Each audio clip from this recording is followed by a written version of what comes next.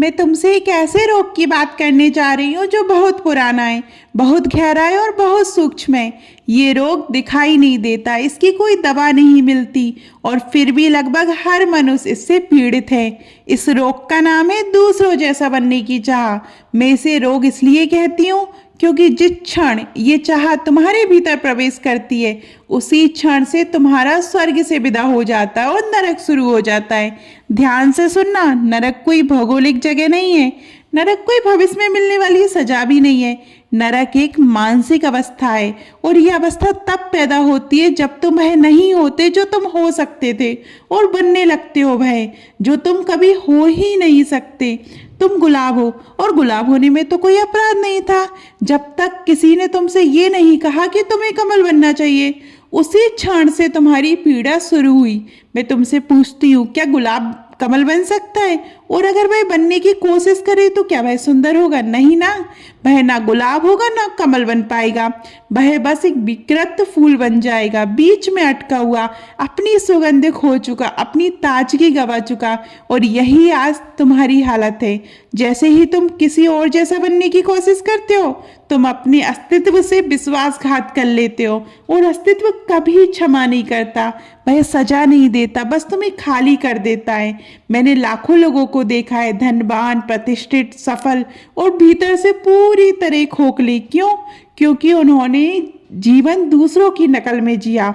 बचपन से ही तुम्हें सिखाया जाता है, उसके जैसा बनो, देखो वह कितना होशियार है, देखो वह कितना सफल है, उसकी तरह सोचो, उसकी तरह बोलो, उसकी तरह जियो। अरे धीरे धीरे तुम्हारे भीतर ये विश्वास बैठा दिया जाता है कि तुम जैसे हो वैसा होना पर्याप्त नहीं है। यही पहला पाप है, यही आदिम पाप है। जब माँ तुम्हारी तुलना पड़ोसी के बच्चे से करती है, उसी क्षण तुम्हारे भीतर एक दरार पड़ जाती है। जब शिक्षक किसी और को आदर्श बनाकर तुम्हारे सामने खड़ा करता है, उसी क्षण तुम्हारा आत्मसम्मान मरने लगता है। जब समाज तुम्हें किसी तयशुदा सांचे में ढालना चाहता है, उसी क्षण तुम्हारी आत्मा कैद होने लगती है और फिर तुम बड़े हो जाते हो। लेकिन वह दरार अब बहुत बड़ी हो चुकी होती है। अब तुम हर समय तुलना करते हो, कोई तुमसे ज़्यादा सुंदर है, कोई तुमसे ज़्यादा सफल है, कोई ज़्यादा शांत दिखता है, कोई ज़्यादा आध्यात्मिक लगता है, और तुम लगातार खुद को छोटा महसूस करते हो। यही नरक है। नरक का अर्थ आग नहीं है, नरक का अर्थ है खुद से असंतोष। नरक का क्या अर्थ है? खुद से असंतोष।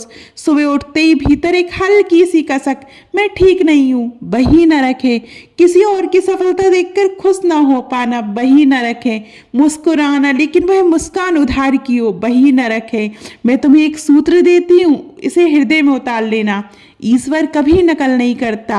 उसने दो एक जैसे पत्ते नहीं बनाए, दो एक जैसे चेहरे भी नहीं बनाए, दो एक जैसे मन भी नहीं बनाए, और तुम सोचते हो कि तुम्हें किसी और जैसा बनना है। ये विचार ही अस्तित्व के विरुद्ध है। लेकिन समाज को नकल चाहिए, क्योंकि नकल करने वाला व्यक्ति खतरनाक नहीं होता, ये सवाल नहीं करता, वह विद्रोही नहीं होता, वह बस भीड़ का हिस्सा बन जाता है। भीड़ सुरक्षित होती है, लेकिन भीड़ में आत्मा मर जाती है। तुम भीड़ बन गए हो, नाम अलग है, चेहरा अलग है, लेकिन भीतर से तुम भीड़ हो।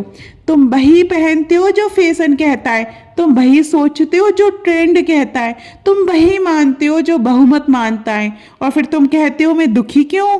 मैं पूछती हूँ, तुम सुखी कैसे हो सकते हो? तुम हो ही नहीं। सुख वही अनुभव कर सकता है जो मौजूद हो, और तुम तो एक कॉपी हो, एक नकल। मैंने एक आदमी की कहानी सुनी है। वह हमेशा सोचता था कि उसे किसी और जैसा होना चाहिए। आईने में देखता तो खुद से नफरत करता। एक दिन उसने तय किया, मैं महान लोगों जैसा बनूंगा। उसने बुद्ध की चाल अपनाई, महावीर की चुप्पी ओढ़ ली, कृष्ण की मुस्कान उधार ले ली। लेकिन वह ये भूल गया कि बुद्ध इसलिए थे क्योंकि वे किसी और जैसे नहीं थे। महावीर इसलिए थे क्योंकि वे अपनी मौलिकता में खड़े थे। कृष्ण इसलिए थे क्योंकि वे पूरी तरह सहज थे। वह सब करता रहा और भीतर से और खाली होता गया। एक दिन वह मेरे पास आया और बोला, मैं सब कुछ कर रहा हूँ फिर भी शांति नहीं है। मैंने उससे कहा, क्योंकि तुम कर रहे हो, तुम हो नहीं रहे। तुम्हारी समस्या ये नहीं है कि तुम कम हो, तुम्हारी समस्या ये है कि तुम दूसरे हो। जब तक तुम अपनी विशिष्टता को स्वीकार नहीं करते तब तक ना प्रेम है, ना आनंद है, ना समाधि है। याद रखना, आनंद कोई लक्ष्य नहीं है, आनंद एक उत्पाद नहीं है, और वह तब पैदा होता है जब तुम सहज होते हो। सहज होने का अर्थ है जैसे तुम हो वैसे ही होना। अगर भीतर क्रोध है तो उसे सज्जनता से ढकने की कोशिश मत करो। अगर भीतर डर है तो बहादुरी का अभिनय मत करो। अगर भीतर दुख है तो झूठी मुस्कान मत ओढ़ो, क्योंकि अभिनय तुम्हें दूर ले जाएगा और सत्य तुम्हें घर ले जाएगा। मैं ये नहीं कह रही कि क्रोध अच्छा है, मैं ये कह रही हूँ कि अस्वीकार उससे भी ज्यादा बुरा है। जो है उसे देखो, बिना तुलना के, बिना आदर्श के, बिना किसी और की छाया के। जिस दिन तुमने ये साहस कर लिया उसी दिन पहली बार तुम स्वर्ग के द्वार पर खड़े होगे, क्योंकि स्वर्ग बाहर नहीं है, वह तुम्हारे भीतर है, और उसकी चाबी है स्वीकार। दूसरों जैसा बनने की चाह अचानक नहीं आती, इसे धीरे धीरे बोया जाता है, पानी दिया जाता है, और फिर ये पूरा जीवन खेल लेती है। बच्चा कभी दुखी नहीं होता कि वह किसी और जैसा नहीं है, बच्चा जैसा है वैसा ही आनंदित होता है। तो फिर ये चाह आई कहाँ से? ये तुम्हारी नहीं है, ये तुम्हें दी गई है। समाज तुलना पर खड़ा है, क्योंकि तुलना के बिना तुम स्वतंत्र हो जाते हो, और स्वतंत्र व्यक्ति को कोई नियंत्रित नहीं कर सकता। तुलना से बेहतर मनुष्य नहीं बनता, तुलना से टूटे हुए मनुष्य पैदा होते हैं। अब तुम दो हिस्सों में बंट जाते हो, एक वह जो तुम हो, दूसरा वह जो तुमसे कहा गया कि तुम्हें होना चाहिए। और ध्यान रखना, ये दूसरा हिस्सा कभी पूरा नहीं होता। आदर्श हमेशा दूर रहता है, आदर्श सताने के लिए होते हैं, जीने के लिए नहीं।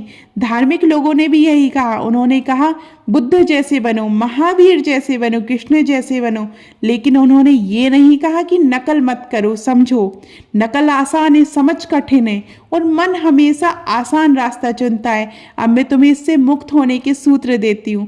पहला सूत्र, देखना, जब भी तुलना आए कुछ मत करो, बस देखो। दूसरा सूत्र, ईमानदारी, जो नहीं हो वह मत दिखाओ। तीसरा सूत्र, धीमे चलो, जल्दी हमेशा तुलना से आती है। चौथा सूत्र, अकेले रहना सीखो, भीतर का एकांत। पांचवा सूत्र, किसी को आदर्श मत बनाओ, प्रेरणा लो, दबाव नहीं। जैसे जैसे तुलना गिरती है भीतर शांति उतरती है। अब लड़ाई खत्म होती है, अब तुम अपने खिलाफ नहीं होते। अब तुम सुबह उठते हो और ये सवाल नहीं होता आज मुझे क्या बनना है, अब बस ये होता है आज मैं क्या हूँ। और यही छोटा सा अंतर पूरा जीवन बदल देता है। जब तुलना गिर जाती है तो जलन गिर जाती है, डर गिर जाता है, दिखावा गिर जाता है। अब प्रेम भी बदल जाता है। अब प्रेम मांग नहीं बनता, अब प्रेम साझा करना बन जाता है। अब तुम खुद के मित्र बन जाते हो, और जिस दिन तुम खुद के मित्र बन जाते हो उस दिन नरक समाप्त हो जाता है, क्योंकि नरक बाहर नहीं था, वह तो तुम्हारे भीतर का संघर्ष था। नरक दूसरों जैसा बनने की चाह था, और स्वर्ग अपने जैसा होने का साहस। अब कुछ करने को नहीं बचता, बस होना है। मैं यहीं रुकता हूँ, अब शब्द नहीं बोलेंगे, अब तुम्हारा मौन बोलेगा। तो आपको ये वीडियो कैसी लगी कमेंट में बताइएगा। और अभी तक आपने हमारे चैनल परंपरा और प्रतीक्षा को सब्सक्राइब नहीं किया और हमें फेसबुक और इंस्टाग्राम पर फॉलो नहीं किया है तो जल्दी कीजिएगा। धन्यवाद।